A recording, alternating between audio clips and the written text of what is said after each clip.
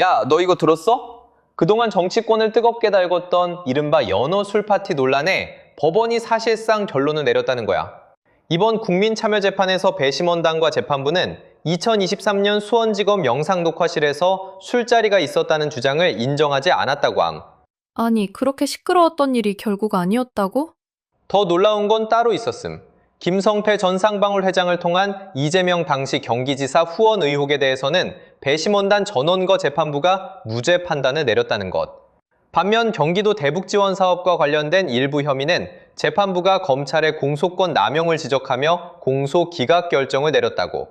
아니, 한쪽은 인정 안 되고 다른 쪽은 검찰이 문제라고? 그러면서 법조계 일각에서는 이번 판결이 향후 관련 사건들의 진술 신빙성 판단에도 영향을 줄 수 있다는 분석을 내놓고 있다고 함. 하지만 이화영 전 부지사 측은 즉각 항소 의사를 밝히면서 논란은 2심으로 이어질 전망. 결국 끝난 줄 알았더니 아직 끝난 게 아니었네. 정치권을 뒤흔들었던 논란의 결말, 진짜 승부는 이제부터 시작인지도 모르겠다고. 자, 다음 이야기는 앞서 우리가 얘기를 하려다가 잠시 멈췄던 이화영 전 경기 평화부지사 관련해서 이게 지금은 이화영 전 부지사가 피고인 상황이고요. 네, 국민참여재판으로 진행이 되고 있는 것이고 오늘 결심 나왔죠. 이미 징역 2년에 벌금 3천만 원인가요? 지금 나온 상황에서 이거 이제는 어떻게 되는 거예요? 구형이 검찰이 한 거고 그러면 배심원단이 회의를 하나요? 네. 아니, 그게 아니라 지금 이제 변호사들이 최후 변론을 하고 네. 그런 다음에 그걸 다 들은 배심원단이 뭔가 의견을 모으고 저녁 먹고 이제 의견을 모으는데 이게 지금 세 가지 쟁점이에요. 하나는 김성태 씨가 쪼개기 후원을 2억 원 정도를 이제 했어요. 예. 근데 그 2억 원 정도를 이 김성태 씨가 할 때 이화영 부지사가 이재명 대통령의 선거를 위해서 해달라고 요청했기 때문에 했다는 게 이제 검찰의 주장이에요. 예. 그래서 이게 정치자금법 위반으로 들어간 건데 김성태 씨가 지난번에 재판에 나와가지고는 그렇지 않다. 그냥 내가 했다는데 이렇게 또 말을 해버린 거예요. 그렇죠. 그러니까 검찰의 공소 사실이 이제 부합되는 말을 안 해줬고 그때 이강일 의원도 검찰의 기소는 잘못했다 이렇게 주장을 했었었고 네. 근데 방용철 씨는 또 나와가지고 검찰의 기소가 맞다 또 이렇게 말했어요. 그래서 네. 그거에 대해서는 이제 배심원들이 판단을 해줘야 되는 것이고 또 하나는 북한이 그때 수해 났었을 때 징역 2년에 벌금 500만 원 구형. 500만 원이요? 3천만 원이. 네. 예, 바로 잡겠습니다. 이화영 전 부지사에게 검찰에서 구형한 내용 징역 2년에 벌금 500만 원으로 바로 잡겠습니다. 예. 네. 어쨌든 그래서 그때 묘목을 소나무 이제 금송이라고 하는 소나무로 그때 보내줬었는데 그게 이제 그걸 보내면서 이제 직권남용을 한 것이다. 이제 이런 얘기가 있었거든요. 근데 이게 사실은 왜 그랬느냐? 금송이라고 하는 게 되게 비싸다. 이제 이렇게 얘기를 한 거예요. 근데 이 금송이라고 하는 거는 우리가 얼마짜리를 경기도에서 얼마짜리를 보냈냐면은 그때 한 그루당 2,000원, 비싼 건 8,000원 이제 이 정도 되는 거를 이제 보내줬었는데 이거 관련해 가지고 그 당시에 통일부하고 이제 이 관련 부처에서 나와가지고 공문이 나와서 이게 어떻게 못 보내는 그러니까 이제 그 당시에는 북한은 물건을 못 보내게 그렇죠. 되잖아요. 제재 대상이었습니다. 근데 그거를 보내게끔 하면서 직권을 남용했다는 게 핵심이었는데 검찰에서는 그러니까 통일부나 이런 데서는 사실 이제 나와서 공무원들이 그거 아니었습니다. 우리가 얼마든지 보낼 수 있는 물품이었습니다라고 하니까 검찰에서는 아닙니다. 이거 나중에 가면은 5년만 키우면 이거 한 그루에 1,000만 원도 넘는 게 되는데 이걸 보내가지고 이제 뭔가 자기가 북한에게 환심을 사기 위해서 보낸 것이다. 왜냐하면 보내기로 얘기됐던 건 묘목이었는데 이게 무럭무럭 자라나서 더 큰 가치가 될 수 있으니까 검찰은 그 얘기를 한 거죠. 그러면서 이게 뇌물로 이제 일부러 이제 북한에다가 잘 보이려고 돈을 쓴 거다 이제 이런 주장을 했었고 단가가 세질 것이다. 그렇게 하기 위해서 직권을 남용한 것이다 이런 주장을 했었던 것이고 근데 이제 그 부분이 얼마나 어떻게 받아들여질지는 또 배심원들이 뭐라고 판단하는지 봐야 되고 이제 연어하고 술 같은 걸 마시게 했는지 안 했는지 이거가 이제 이번에 또 위증과 관련해서 그렇죠. 거짓말했다. 국회에서 위증한 사건이다 이래가지고 이게 들어간 건데. 그거가 관련해서 이미 현장 검증도 했고 실제 그 연어 술파티가 열렸다고 하는 영상 녹화실이 어떻게 생겼는지도 봤고 그 안에서 그런 걸 먹는다고 해도 술이 아닌 예를 들면 이런 생수병에다가 이제 생수병에 소주 같은 게 들어가면 이게 생수인지 사실 소주인지 아무도 모르잖아요. 그러니까 이렇게 된 상태에서 이게 사실인지 아닌지 한번 확인해 보자 이런 얘기 나왔었는데 그때 교도소에 있던 죄수분이 나오셔가지고 이화영이라는 사람이 되게 우리 이 구치소에서는 되게 유명한 사람이고 사람들이 관심을 많이 갖는 사람이었기 때문에 그때 당시에 이 사람이 술 먹었다는 말을 해서 우리들이 모두 깜짝 놀랐고 정말로 그랬는지 안 그랬는지 계속해서 물어본 적이 있었었다. 그리고 그 사람이 술 냄새가 뭐 어쩌고저쩌고 했는데 그 술 냄새는 안 나는 것 그러니까 술 냄새는 원래 이렇게 이 정도 해도 안 난대요. 이렇게 먹어도. 근데 어쨌든 그렇죠. 예. 그래서 그 당시에 검사가 술을 따라줬다라는 말까지 들었다. 뭐 이런 예. 얘기까지 하면서 사실은 박상영 검사도 나와가지고 증언을 했는데 그분의 말하고 완전히 다른 말을 또 한 거예요. 박상용 검사가 나와서 이게 뭐 기사가 몇 개 나왔던데 진술 세미나 그건 망상이십니다. 뭐 이런 얘기를 했다 그러고 증인석에서 했던 얘기가 있고 나중에는 방청석에 앉아서도 막 말을 했다면서. 왜냐면 이제 그 사람이 그 말을 그만둬야 되는데 자기가 어제는 또 괜히 나타나가지고 어허. 난입을 해가지고 자기가 더 말을 해야 되겠다. 그리고 어. 나 거짓말 탐지기 또 조사 받게끔 해달라 막 이랬던 거예요. 근데 거짓말 탐지기는 이화영 씨는 받아가지고 이게 진실 반응이 나왔는데 그렇죠. 김성태랑 또 박상웅이라고 하는 사람이 예. 있는데 이 사람들 받겠다고 하니까 나중에는 안 받는다 그랬어요. 이래가지고 사실은 이화영 것만 이제 진실 반응이 났고 대검찰청에서는 이 사람 말이 맞는 것 같다라고 이제 해서 연어 술 파티가 있었다고 결론을 내린 건데 박상용 검사가 처음에는 그거에 대해서 이제 자기는 안 하려고 하다가 갑자기 나타나서 나 너무 억울하다. 나 예. 진실 거짓말 너무 탐지기 이상한데. 반응을 받게 해달라. 막 이래가지고 또 어제 끌었던 거예요. 거짓말 탐지기는 기본적으로 수사 과정 중에 하는 건데 재판 과정 중에 뒤늦게 하겠다는 게 어, 무용하다는 어, 걸 어, 그 누구보다 잘할 만한 사람이 그런 소란을 피운다는 건 너무 의도가 있어 보이는데요. 예, 그러니까 어쨌든 그래가지고 이제 이런 것들을 전체적으로 배심원들이 듣고 뭐라고 판단을 해줄지 이게 최후변론 과정에서 나타날 것이고 이제 저녁 먹고 와서 배심원들이 회의해가지고 결론을 내릴 텐데 배심원들이 12명이에요. 네. 근데 그 중에서 7명은 진짜 배심원이고 5명은 예비 배심원이에요. 그러니까 12명 중에서 5명은 집에 가라 그래요. 밥 먹고 나서. 본인은 몰라요? 네, 본인은 예비인 걸? 몰라요. 아, 우리도 우리도 논의에는 몰라요. 같이 참여를 하는구나. 네, 왜냐면 처음에 배심원들 몇 분이 예비라고 하는 거를 표를 다 뽑아놨어요. 근데 그걸 주머니에 넣어놨어요. 그래서 판사도 모르고 아무도 몰라. 보지 않고 그냥 넣어놨기 때문에. 그러면 저녁 먹은 후에 그걸 까보는 거예요. 그건 이제 까보는 거야. 그래가지고 예를 들면은 뭐 1번, 3번, 5번, 7번이 뭐 아닙니다. 그럼 그 사람은 집에 가야 돼. 그럼 열흘 그- 내내 고생했는데. 그 사람의 의견은 판결에 반영이 안 되는 안 돼, 거예요. 안 평의에 돼요. 아예 참여를 못 하는구나. 근데 그렇게 하는 아유, 이유가 쇠법이네. 있나? 그렇게 하는 이유는 쇠폭이 뭡니까? 쇠폭이 진행자가 아니, 그게. 왜냐하면 사실은 이제 한 뭐 9명, 11명까지 원래는 배심원 할 수 있는데 이제 나중에 효율성을 위해서 판사가 이제 그 결정을 해요. 이 배심 재판에서는 7명이 배심원입니다. 이렇게. 근데 왜 5명을 만들어 놨냐면 일부러 많이 만들어 놨는데 사람들이 너무 힘들면 열흘이나 하는 건 없었기 때문에 열흘 하다가 누구는 갑자기 다쳐서 못 나올 수도 있고. 빠질 수도 있고. 네, 이제 이런 그래서 것들을 생각한 거예요. 통상보다 달리 어. 하는구나. 야, 이거 결론이 뭐 언론에 나오는 건 오늘 밤 늦게나 내일 새벽쯤에 나온다라는 기대가 얘기들이 되는데? 있더라고요. 네. 그러니까 이게 뭐 다른 기일을 잡는 게 아니라 그냥 연결해서 맞아요. 하는 거죠. 그냥 예. 축복하니까. 근데 제가 뉴스 보다가 제일 어이없었던 게 이 박상용이라는 사람이 이번엔 증인 선서를 한 거 아니에요. 네, 이번 네. 했어요. 증인 선서를 하고 했던 여러 가지 말들 중에 좀 이상한 게 많아요. 그 자기가 계속 질문을 받으니까 내가 피고냐? 난 아, 증인으로 질문을 왔는데 받으니까. 어머, 증인은 피고는 질문을 받는 사람인데 이화영이다. 검사 비위에 대해서 재판하는 곳이 아니다. 뭐 이런 얘기를 막 했다는 거예요. 너무 이상하다. 그 뭔가 재판을 잘못 이해하고 있는 건가 이런 생각도 들고. 그리고 내가 보기엔 말씀하셨지만 멘탈이 좀 나간 좀 것 조급 같아요. 16일 날은 증인으로 증인석에 왔고 어제 17일 날은 그게 없는데 그냥 그냥 법정에 얼굴만 너무 나타나가지고 이상하네요. 일종의 소동을 일으켰다는 겁니다. 원래 어제는 이 배심 재판은 추첨을 해가지고 추천권을 가진 방청인만 그랬구나. 들어올 수 그렇죠. 있어요. 예. 근데 이 사람 그런 것도 없이 그냥 막 들어온 거야. 그래가지고 우리가 난입이라는 표현을 쓰는 거예요. 아이고야. 참나. 예. 그러니까 이 사람이 되게 답답하다 그러게 그러면서 멘탈적으로 기회를 되게 달라. 불안해 보이네. 그러니까 되게 예. 코너에 몰렸다고 생각하나 그래서 보다. 어찌됐건 우리 노영희 변호사님 재판에 참여를 하셨으니까 결론이 어떻게 날 걸로 보이세요? 아니 이거 함부로 이렇게 막 뭐라고 아니, 말할 그러니까 수 분위기라는 게 없고 있어요. 우리의 분위기는 배심원들이 이렇게 눈을 마주치면서 현장 검증도 잘했고 실제 그 당시에 검사도 아까 진술 세미나가 있을 수 없다 막 그랬잖아요 박상용은. 근데 거기 있던 3명의 이 검사 공판 검사로 들어온 수사 검사들이 사실 이제 공판 검사로 들어와야 되는데 이 수사 검사들이 다 그때 지나면 나가버렸거든요. 그래서 여기 참여하지 않았던 사람들이 들어왔어요. 어허. 근데 이 검사들도 그 진술 세미나 관련해 가지고는 있었다 없었다 이렇게 물어보는 게 아니라 어느 자리에 어떻게 앉았었어요? 그때 뭐 먹었어요? 뭐 이런 거 물어보는 거야. 그러니까 박상웅이라는 사람이 와가지고 외부 음식 반입됐었었고 외부 음식이 반입되는지에 대해서 검사들한테 내가 물어봤었고 어허. 검사들이 그러면 이 검찰청 안에 있는 매점에서 사다가 줘라 뭐 이런 얘기까지 했었다 이래요. 예. 근데 박상용 검사는 외부 음식 반입이라고 하는 건 있을 수가 없다 막 그런 주장을 했었던 거잖아. 그럼 벌써 박상웅이라는 사람을 통해서 이미 확인이 된 거잖아요. 예. 그러니까 이게 서로 말이 다 안 맞는데 검사들은 여기서 약간 질문이나 이런 거 혹은 뭐 자기가 설명할 때 좀 자기네들한테 불리한 얘기도 되게 많이 했어요. 검사들 자체가. 그래서 저희들이 이제 보건대는 이게 정말 판단 제대로만 해주시면 그리고 되게 열의에 넘쳐서 판단하시기 때문에 좀 무죄 나오거나 공소 기각 나오거나 이러지 않을까 생각하는데 그건 결론을 봐야 돼요. 아무튼 이 배심원단이 굉장히 중요하잖아요. 그렇죠. 매우 중요하죠. 제가 오늘 아침엔가 그 빨간아재 박효석 기자 그 그런데 맨날 들어오죠. SNS를 봤는데 이 재판을 계속해서 참여를 했다고 합니다.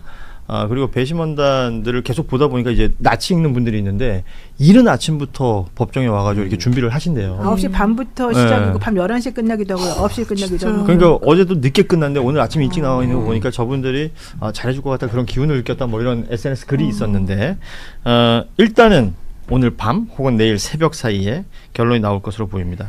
지금까지 벌어졌던 일들에 대한 이야기는 법정에서 충분히 이야기가 됐을 것이고 배심원단의 판단과 재판부의 판단이 나온다면 예를 들어서 이화영 전 부지사가 거짓말한 것이 아니다 라고 판단이 나면 이건 뭐 검찰은 빼박인 거 아니에요. 그 여파가 그러니까 어마어마한 거죠. 어마어마한 사실. 거죠. 진짜 조작이라는 내용 진술 세미나부터 시작해서 이 사람들이 기존의 재판을 어떤 식으로 해왔는지에 대한 이런 모든 것들에 대해서 검찰은 이제 지탄받을 수밖에 없게 될 텐데 재판이 아니라 수사를. 그렇죠. 예. 아, 수사 과정에서 뭐 정파적인 어떤 이유가 됐건 자신들의 이익 때문이건 뭐 여러 가지 이유 때문이건 공정하지 못했던 여러 가지 것들. 네, 이화영 전 부지사의 국민 참여 재판 한 열흘 정도 진행이 됐었는데 굉장히 긴 기간 동안 국민 참여 재판이 이루어졌습니다. 네, 사실 부원장님께서는 변호사였기 때문에 네. 이화영 전 부지사의 오늘 좀 마음이 남다르셨을 것 같아요. 네, 그렇습니다. 네. 어떤 마음으로 선고를 기다리고 계세요? 사실은 좀 무죄를 기대하고 있고요. 예, 근데 모든 이제, 혐의에 대한 네, 무죄. 무죄 기대하고 있고 저희 쟁점 중에 이제 공소권 남용 부분도 있습니다. 예, 검찰이 그러니까요. 예. 이게 악의적으로 기소했다. 그래서 공소권 남용이 인정된다고 하면 공소 기각 판결이 나올 거예요. 그러니까요. 그래서 그거 저는- 먼저 판단을 한다고 네, 하더라고요. 그렇죠. 그래서 저는 공소 기각 판결을 좀 기대합니다. 그래서 전 그래요? 주관적으로 공소 기각이냐 아니면 무죄냐 이렇게 생각합니다. 아, 너무 그러니까 지금 긍정적인가요? 아닙니다, 아닙니다. 네, 네. 왜냐하면 공소기각으로 판단 내릴 수도 있는 상황이 사실은 이재명 대통령이 경기도지사에 취임한 지 한 6개월 만에 네. 몇 건이었나요? 6건이었나요? 7건이었나요? 그걸 갑자기 한꺼번에 이화영 전 부지사한테 기소를 하면서 그리고 그 과정이나 뭐 이런 것들에 굉장히 좀 무리함이 있었다. 무리한 기소라는 네네. 게 네. 지금 여러 가지 뭐 국조라든지 과정을 통해서 나타났기 때문에 공소 기각 요것도 한번 좀 기대를 좀 해봤으면 좋겠습니다. 지금 배심원이 7명이죠. 12명이고요. 총 12명 중에 5명이 예비 배심원. 예비 배심원. 네, 근데 예비 배심원 분들은 본인이 예비인지 모르십니다. 그러니까 12명이 전부 다 재판에 본인이 참여를 했군요. 네, 본인이 본 배심원이라고는 판단하에 진행이 되고요. 물론 이게 당신들은 예비야라고 미리 가르쳐주면 판단에 좀 문제가 있을 수 있으니까 예. 그렇게 하고 이제 최종 단계에서 5명을 배제한 7명의 의견을 갖고 가는 거죠. 예. 근데 이 얘기도 있더라고요. 지금 이 사건 자체가 굉장히 정치적인 사건화 되어 있기 때문에 네. 배심원의 성향에 따라서 이 판단이 갈릴 수도 있어서 이 배심원을 지금 누구는 예비로 하고 누구는 이제 본 배심원으로 할지 내지는 그 12명을 배심원을 결정하는 그 자체도 정치적 성향이 고려돼야 되는 거 아니냐 뭐 이런 얘기도 있더라고요. 예, 그래서 국민참여재판은 배심원 선정부터 시작이 됩니다. 예. 신장이 되고 배심원 선정 때 검찰 측과 변호인 측, 피고인 측이 모두 다 공평하게 배심원들을 배척할 수가 있어요. 그래요? 그래서 배심원들에게 질문하고 답변 받는 과정 속에서 지금 앵커께서 말씀하신 것처럼 정치적으로 편향된 것 같다라든지 예. 뭐 여러 가지 의심이 되는 분들 같은 경우는 서로 배척을 했죠. 유튜브를 어떤 거 뭐 즐겨보시냐 이것도 물었다고 하더라고요. 그런 것도 물었습니다. 예, 그래서 뭐 지금 여기서 뭐 해당 유튜브의 뭐 이름을 말하기는 좀 그렇지만 소위 말하는 뭐 보수 쪽 유튜버 물어보고 배척이 됐나요? 저희 쪽은 뭐 당연히 예. 그쪽이고 검찰 예. 쪽은 당연히 또 반대쪽 유튜버들을 물어보고 그런 그런 과정도 질문도 있었습니다. 할 수 네. 있군요. 그러면은 부원장님께서는 이번 배심원단의 결정에는 배심원단의 구성에는 구성, 예. 구성에는 문제가 없다고 생각을 하시나요? 구성은 매우 객관적으로 됐다고 봅니다. 예. 다행입니다. 예. 배심원의 판단이 판사에게는 어느 정도의 영향을 미치나요? 판사에게는 사실상 심리적 강제 정도밖에 안 됩니다. 아, 그래요? 예, 배심원의 판단과 다르게 판단할 수도 있긴 하지만 어쨌든 국민들이 참여해서 배심원으로 보고 관찰하고 논의하고 수기해서 평결한 거잖아요. 예. 여기에 대해서 반대되는 판단을 할 경우에는 내가 왜 배심원과 다른 판단을 했는지에 대해서 구체적으로 설시를 해야 돼요. 그렇기 때문에 뭐 재판부 입장에서는 배심원의 판결과 반대되는 판단을 하는 건 상당히 좀 부담되긴 하죠. 그렇지만 제도적으로 강제되는 건 아닙니다. 그러니까 일반적인 국민참여 재판에서는 또 그러한데 이번 재판은 사실 여러 국민들이 관심을 보고 있는 네. 관심을 갖고 있는 재판이기 때문에 이 배심원의 판단이 다른 국민참여 재판에 비해서는 조금 더 영향을 받지 않을까 상당히 부담을 좀 갖지 무겁게 않을까. 다가오겠죠. 그렇겠죠. 예. 오늘 오후 6시쯤 배심원이 평의를 시작을 하고 그러면은 언제쯤 그러면 뭐 배심원 판결이 나오고 재판장이 선고를 내릴지 이런 것도 궁금하거든요. 우선은 사건 자체가 열흘 동안 했잖아요. 예. 그러니까 일주일에 5일씩이니까 2주를 꼬박 한 겁니다. 그러니까요. 기존의 최장 기간이 5일, 6일 이렇게밖에 네, 안 돼요. 예. 그 기존에 했던 5일, 6일 최장 기간도 상당히 이례적인 사건이었고 대부분의 국민참여재판은 하루, 많으면 이틀, 3일을 해도 상당히 이례적입니다. 예. 근데 이건 열흘을 한 사건이고 열흘도 그냥 열흘 한 게 아니라 아침 뭐 9시 반, 10시부터 해가지고 저녁 10시, 11시까지 했어요. 그러니까요. 예. 많은 내용을 했고, 이 내용에 대해서 평의를 해야 되기 때문에 평의 시간도 꽤 길 것이다. 오래 걸릴 것 같다. 그래서 예. 오늘 저녁 늦게야 평의 결과 나오지 않을까 싶고요. 그 평의 결과는 먼저 발표가 되나요? 그렇죠. 아, 그렇군요. 예, 그렇게 되고, 이거를 참고해서, 기반해서 판결을 한다고 했을 때, 아마 내일 새벽도 거의 해 뜰 때쯤. 동틀 때쯤? 예, 그때쯤 오. 나오지 않을까 생각합니다. 일찍 나오진 않을 겁니다. 예. 예, 배심원 평의 결과가 네. 먼저 공개가 되면 네네. 판사가 부담을 느낄 수밖에 없겠네요. 그렇죠, 예. 예. 일단 여론도 그렇고 언론도 초미의 관심사기 때문에 그렇게 듣습니다. 일단은 이제 앞서서 말씀드렸듯이 검찰이 공소권 남용을 한 부분에 대해서 먼저 판단을 배심원단이 내리게 됩니다. 만약에 이거 공소권 남용이 맞다라는 판단이 되면 이 공소 기각이 되기 때문에 유무죄 판단조차도 내려지지 않습니다. 만약에 아니다, 공소권 남용이 아니다라면 여러 가지 혐의에 대해서 유무죄를 판단을 하게 될 텐데 핵심 혐의를 보면 김성태 쌍방울 회장에게 뇌물 받은 혐의, 그렇죠?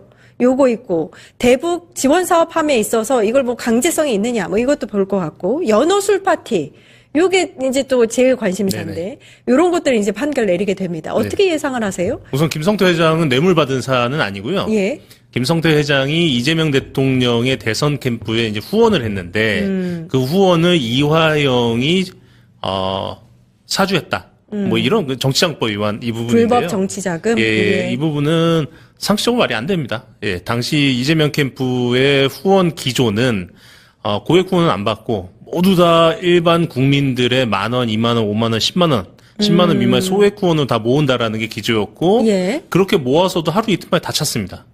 예, 그런 과정에 예, 그런 과정에서 후보의 기조에 반하는 그러니까 나는 소액 후원을 다 할 거야 이랬는데 캠프 관계자도 아니고 정치적 지인이 그 기조에 반하는 고액 후원을 몰고 왔다. 이거는 사실은 후보에게 혼날 일이죠. 예, 그렇기 때문에 사실상 말이 안 되는. 그리고 이것 역시 김성태의 주장밖에 없습니다.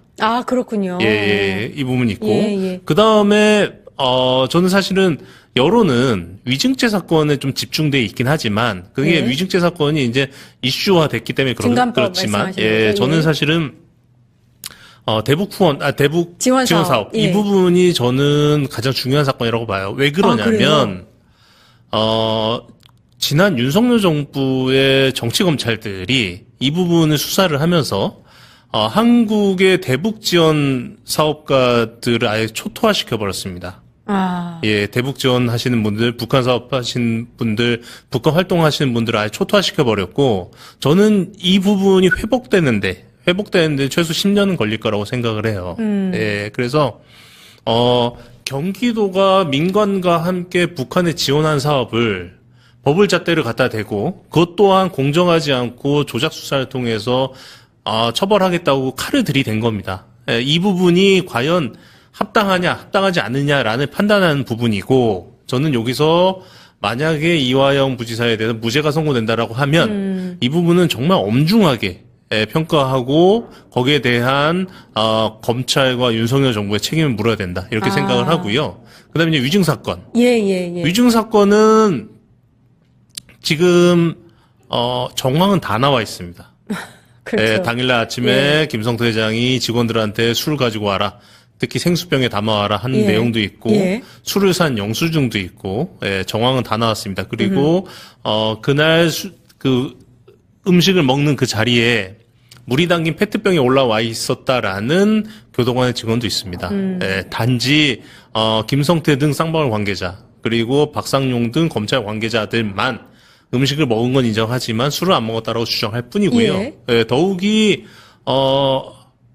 그 이화영 부지사의 옆방에 있었던 이화영 부지사는 독방이었으니까요. 옆방에 홍거실이었는데 옆방에 있었던 재소자가 그렇죠. 증언이 있더라고요, 또. 네네. 그날 이화영 부지사가 늦게 복귀를 하면서 본인과 눈이 마주쳤고 본인한테 내가 검찰에 술 마시고 왔다라는 이야기를 했다라는 증언도 나왔고요. 여기서 한 걸음 더 나아가서 그날 밤에는 시간이 짧기 때문에 그 정도 얘기만 했고 그 다음에 뭐 일주일에 한 번씩 온수 샤워를 할 때, 일주일에 한 번씩 운동 시간 있을 때, 그리고 일반인 접견 면회를 할 때, 면회 대기실이 있다고 합니다. 거기는 뭐 마치 이제, 고속버스 대합실처럼 좀 혼란스럽대요. 그럴 때마다, 재소자 간에 좀 자유롭게 대화를 한다고 합니다. 그때, 이화영 부지사가 그날 검찰에서 술 먹고 왔다라는 것이 교도소 내에서 되게 회자가 돼서, 그래요? 구체적으로 여러 번 물어봤다는 거예요. 구체적으로 여러 번 물어봤고 그래서 이화영 부지사가 그때 본인한테 그림을 그리면서 테이블과 테이블에 누가 어디 앉았는지 좌석 배치까지 그리고 그림을 그리면서 설명을 하고 더 나아가서 이러한 페트병에 술을 담아 와서 종이컵에 따라줬다라는 설명까지 구체적이네요. 설명까지 했다라는 겁니다. 근데 이화영 부지사는 그걸 기억 못 하고 있었어요. 못 하고 있었는데 재소자가 나와서 그렇게 아주 구체적인 설명을 했습니다. 그렇다고 하면 이거는 이화영 부지사가 향후 한 1년쯤 후에 내가 이러이러한 허위로 사건을 터뜨리겠다라고 계획을 해서 1년 전에 재소자들한테 이런 허위 정보를 이야기했다라는 가설이 안 된다면 이거는 속된 말로 빼박이죠. 그렇죠. 예. 아니 그 당시에 미래를 예상을 하고 네네. 미리 그런 허위 정보들을 재소자들한테 얘기해서 회자가 될 이유가 없지 않습니까? 없죠. 예. 설주환 당시 변호사는 지금 이 상황에 대해서 부인을 하고 있고 본인이 그 당일에 저희 방문을 했었는데 전혀 뭐 그런 정황이 없었다 이렇게 이야기를 했는데 설주환 변호사의 그러한 발언이 거짓인 건 명확해요. 어떤 부분이냐면 그 당시에 이화영 부지사의 출정 일지 그러니까 교도소에서 관리한 기록을 보면 이화영 부지사는 그날 저녁에 오전에는 뭐 15층에 있었지만 저녁에는 13층에만 있었습니다. 하지만 설주환 변호사는 그날 저녁에 15층과 13층을 수시로 왔다 갔다 했어요. 수시로 왔다 갔다 했기 때문에 설주환 변호사가 본인이 지금까지 주장했던 거는 그날 저녁에 내가 이화영 부지사 곁에서 떨어진 시각은 6시 10분에서 7시까지 50분밖에 없다. 이 50분 외에는 항상 내가 이화영 곁에 있었고 근데 내가 목격하지 못했다라고 하면 해당 술자리는 없었다라는 것이다. 이렇게 주장을 했는데 그렇죠. 이번에 여러 가지 기록을 통해서 어떤 정보가 나왔냐면 6시 10분부터 7시 외에도 13층이 아닌 다른 곳에 있었던 시간이 수차례 있었고 그렇습니까? 또 하나는 본인이 영상 녹화실 안에 안 들어갔다. 들어가지 않았어요? 1313호실은 갔지만 영상 녹화실 안에는 안 들어갔다라는 내용이 나왔어요. 그렇다고 하면 기존에 설주환 변호사 이야기했었던 것 내가 이화영 부지사 곁에 항상 있었기 때문에 6시 10분부터 7시까지 50분을 제외한 모든 시간은 이화영 부지사 곁에 있었기 때문에 내가 못 봤으면 술자리가 없었다라는 주장은 신뢰성이 신뢰할 없네요. 수 없죠. 또 하나는 1313호실 갔을 때 술 냄새도 안 났고 음식물 냄새도 안 났다. 만약 그런 자리가 있었다고 하면 내가 냄새를 맡았을 거다라고 주장을 하는데 그 당시에 음식물이 반입돼서 음식물을 먹었다라는 거는 교도관이나 쌍방울 관계자도 인정하는 부분입니다. 근데 설주환 변호사는 음식물 냄새도 못 맡았어요. 예. 이렇게 주장하고 있으니까 설주환 변호사의 주장의 신뢰성은 이미 저는 깨졌다고 봅니다. 예. 그러니까 이렇게 진술이 지금 엇갈리는 상황이기 때문에 배심원이 어디에 진술을 진실로 볼 것인가 이게 이제 가장 중요한 부분인데 서울고검에서 거짓말 탐지기 조사를 했다면서요. 네네. 근데 이게 이제 신빙성이 있다고 판단을 했다. 거짓말 탐지기 조사는 총 3명이 대상이었습니다. 예. 이화영, 그리고 쌍방울 회장인 김성태, 그리고 해당 수를 반입한 걸로 의심되는 박상우이라는 쌍방울 계열사 이사. 이게 3명이었는데 이화영 부지사는 거짓말 탐지기 조사에 응했고 네. 나머지 2명은 최초에는 응하겠다라고 했다가 탐지기 조사 통보가 가니 마음을 바꿔서 거부했습니다. 그것도 의미가 있네요. 예, 그래서 예. 거짓말 탐지기 조사 받은 거는 이화영밖에 없고 이화영 부지사는 진실 반응. 그리고 이 부분은 제가 좀 부연 설명을 해야 될 것 같은데요. 보통 일반적으로 거짓말 탐지기 조사를 할 때는 수원 지역 같은 경우는 경기 남부청에 가서 하는데 이화영 부지사의 조사는 대검에서 장비를 들고 수원지검으로 와서 직접 했습니다. 무슨 얘기냐면 대한민국에서 이게 뭐 생리검사라고 하는데 그냥 거짓말 탐지기라고 하겠습니다. 거짓말 탐지기 조사를 대한민국에서 가장 잘하는 엘리트들이 수원지검에 직접 와서 본인들 장비를 들고 직접 와서 조사를 했고 보통 이런 조사는 한 3시간, 4시간 정도 걸리거든요. 근데 이화영 부지사는 하루 종일 했습니다. 하루 종일 했어요. 그만큼 전문가들이 와서 하루 종일 철저하게 했습니다. 철저하게 했는데 여기에 대해서 5월 17일 저녁에 연어술 파티가 있었냐라는 이 팩트에 대해서 이화영 부지사는 초지일관 진실 반응이 나왔습니다. 반면에 김성태와 박상웅 등은 조사 자체를 거부했고요. 이거 자체가 그러면 굉장히 중요한 증거가 될 수도 있을 것 같은데 재판부가 이거 증거물로 채택을 했나요, 이거를? 증거물로 채택했냐 안 했냐보다 더 중요한 건 한국의 형사법 체계 하에서 거짓말 탐지기는 핵심적인 증거가 되지 않습니다. 그러니까 오류 가능성이 0.1%라도 있으면 핵심적인 증거로 받아들이지 않는데 거짓말 탐지기는 그래요. 그런데 어쨌든 이 재판은 배심원 재판이기 때문에 배심원에 대한 배심원들에게 이게 이러이러한 내용이 팩트다라는 심증을 주기에는 충분하다라고 저는 생각합니다. 그럼 판사는 어느 정도 영향을 미칠까요? 이 상황에 대해서? 섣불리 이것과 반대되는 판결을 하기는 쉽지 않을 겁니다. 그렇군요. 예. 이번 판결이 중요한 이유 중에 하나가 이제 이재명 대통령이 기소된 사건과도 연관이 있기 때문인데 아무래도 영향을 미칠 거거든요. 네. 예, 어떻게 보세요? 지금 이것과 관련해서 이재명 대통령이 기소된 사건은 소위 말하는 대북 송금 사건. 김성태 등 쌍방울 관계자들이 북한에 돈을 줬는데 그 돈을 준 것이 경기도를 위한 것이냐 이재명을 위한 것이냐 이 부분인데 예. 이 역시도 김성태 등 쌍방울 관계자들의 진술이 거의 유일한 증거입니다. 근데 이번 재판에서 김성태 등 쌍방울 관계자들의 진술의 신빙성이 탄핵된다고 하면 동일한 사건은 아니지만 같은 맥락에 있는 사건이기 때문에 그 사건에서도 해당 진술의 신빙성이 그렇죠. 탄핵되겠죠. 예. 네, 그렇다고 하면 확실히 유리한 상황이 될 겁니다. 예. 지금 한 핵심적인 3가지 혐의들을 굉장히 자세히 설명을 해주셨는데, 그 중에서 이제 만약에 유죄가 날 경우에는 구형이, 선고가, 징역형이 좀 많이 나올 수도 있다라는 부분들은 어떤 혐의인가요?